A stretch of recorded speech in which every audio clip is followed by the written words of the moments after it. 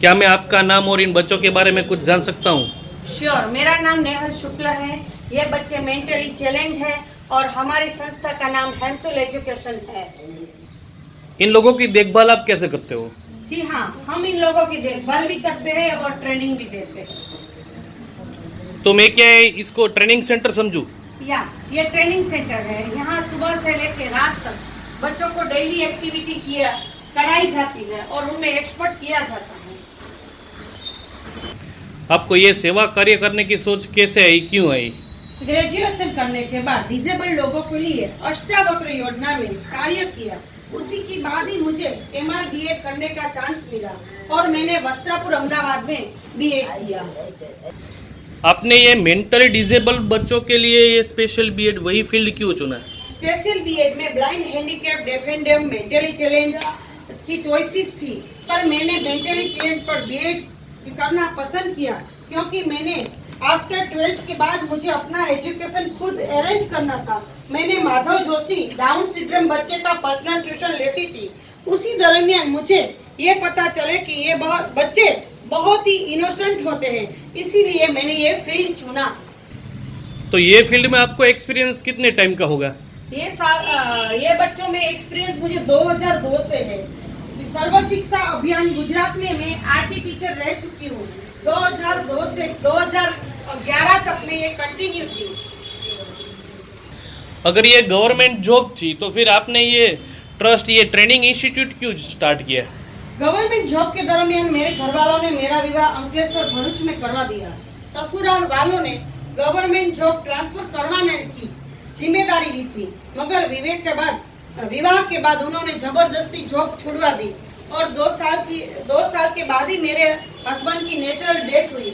मैं पूरी तरह से टूट गई थी, मगर मैंने ये सब भूलने के लिए मेरा हुनर याद आया और इन बच्चों में पूरी तरह से कैसे संभाला जा सकता है उसका जॉब एक्सपीरियंस लिया और मेरे मायके वालों ने सहकार से यह सेवा कार्य शुरू कर दिया।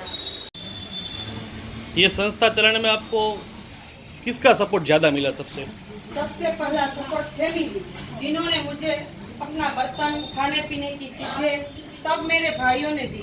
मेरे माता पिता पूर्ण रूप से सेवा कार्य में मेरे साथ जुड़ गए। मेरे पापा इन बच्चों को खेलकूद, योगा, एक्सरसाइज करवाते। मेरी माता दिन रात बच्चों का ख्याल रखती। भैया भाभी जब भी जरूरत होती तब खड़े रह जाते। अभी तो मेरा स्टाफ ही मेरे हाथ पैर है।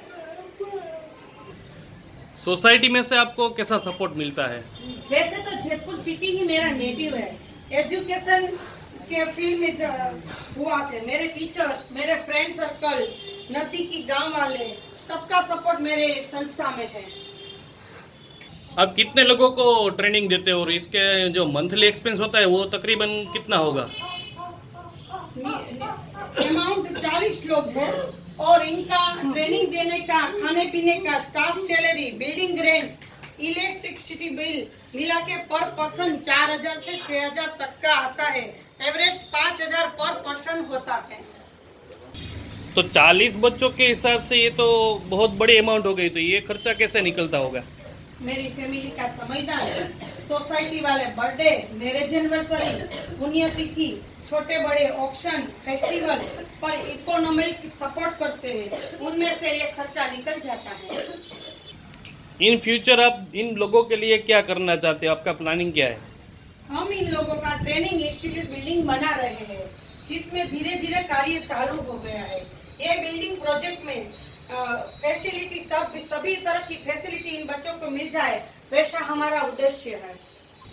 तो आपका ये जो प्रोजेक्ट है बिल्डिंग कंस्ट्रक्शन का, इसमें आप किस तरह का सपोर्ट लोगे, किस तरह से आप डोनेशन लोगे? बिल्डिंग कंस्ट्रक्शन में काम आने वाला मटेरियल्स जैसे कि सीमेंट, क्रोकी, शेड, स्टील बार, इलेक्ट्रिक सामान वगैरह जो बिल्डिंग खड़ा करने में काम आते हैं, ऐसी चीजें डोनेशन में ले रहे हैं और कैश फंडिंग भी ले रहे हैं। इसके लिए सोशल मीडिया में हम रिक्वेस्ट भी किया करते हैं।